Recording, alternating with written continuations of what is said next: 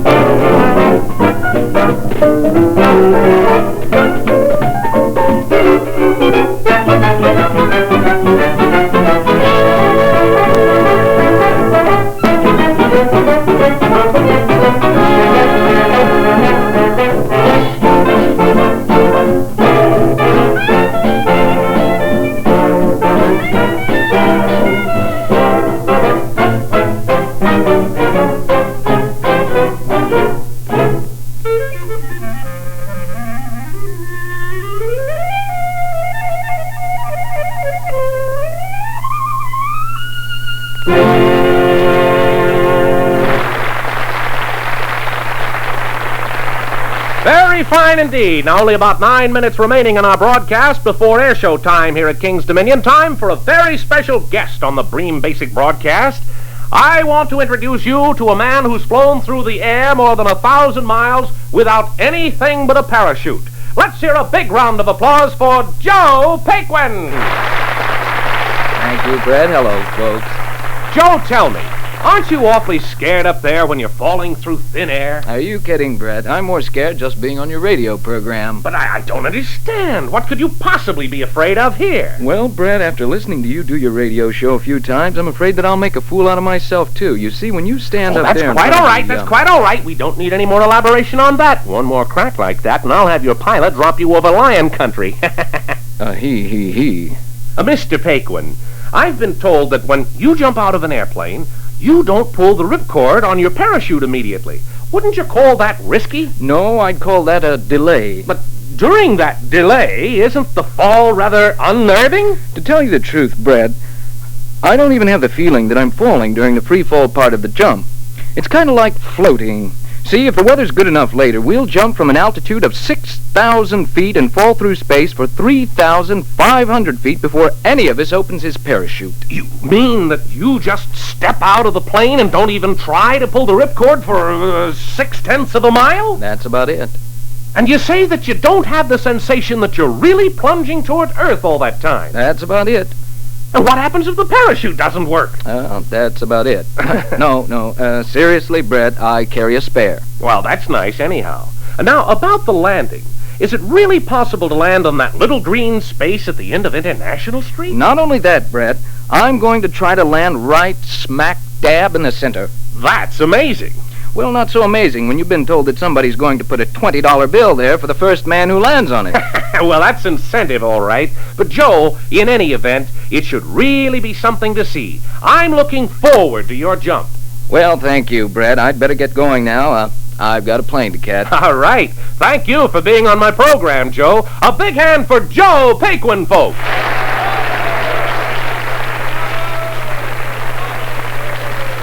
Now, another popular selection from the KD Parade of Hit Tunes.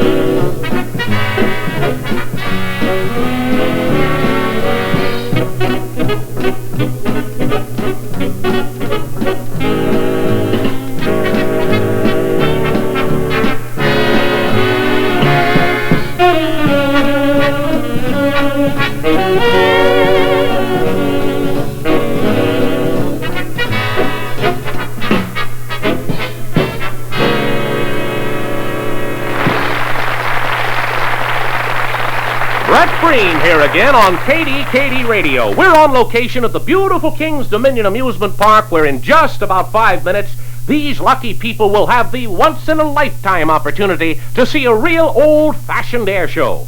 From my vantage point overlooking International Street, I can see preparations are well underway for the ascension of the King's Dominion hot air balloon. Here with me in the studio is airshow impresario and balloon expert, Steve Hoffman.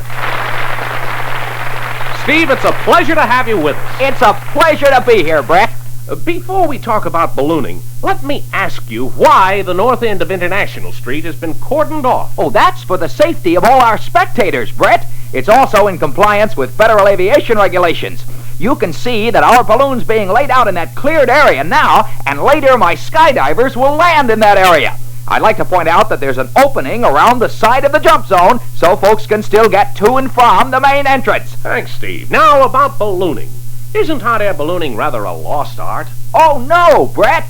I paint pictures of balloons all the time. Oh, no. I don't mean art. I mean the art of ballooning itself. Oh, I suppose you could say that, Brett. But in another way, balloons were the vehicles by which man first successfully ascended into the heavens. Really? That's right, Brett. You see, man has only been flying aeroplanes since 1903. This is the 1930s. Now, that's only a little more than 30 years. But way back in the 1700s, the first hot air balloon ascension was made. Where was that? In the little town of Annonay in France.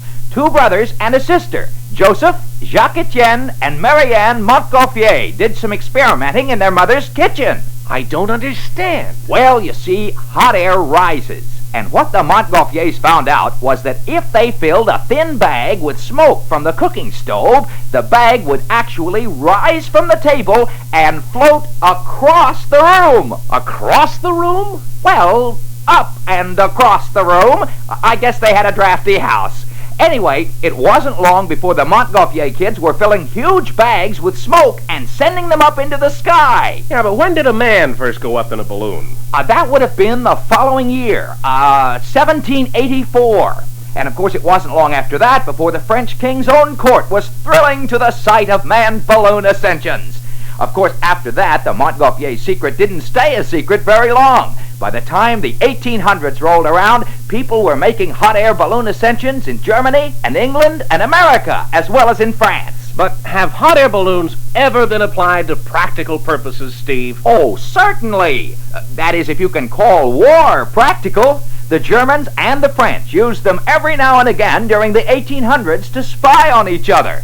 A balloon makes a nice lofty perch to watch troop movements from. But now it's just all for fun, right? Absolutely correct, Brent. More and more people are finding out that casting their fates to the winds can be great sport. You know, that brings me to something I've always wanted to know.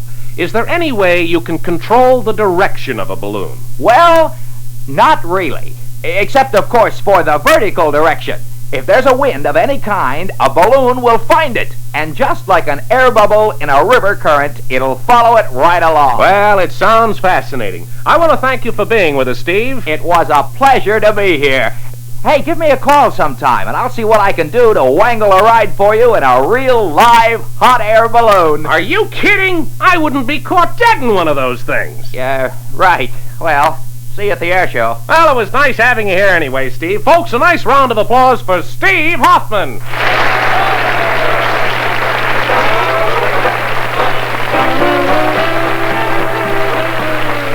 And the big clock on the wall tells me that we're only about 2 minutes from the beginning of the International Airshow now, so we'll be switching away shortly to bring you the exciting live action from International Street.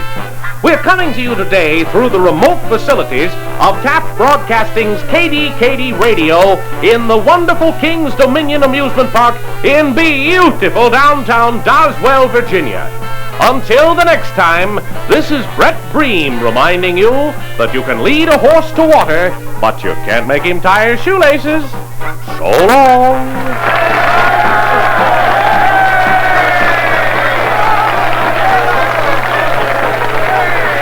The Bream Basic Broadcast has been brought to you by Firestone, the company that puts peace of mind in every tire it sells. The part of Brett Bream in today's broadcast was played by his brother Bert. Mr. Bream's hairstyle by Spiegel of Spokane. This program was produced by Fred Meady and directed by Jonathan Oker. This has been a mediocre production. This is your announcer, your name, speaking.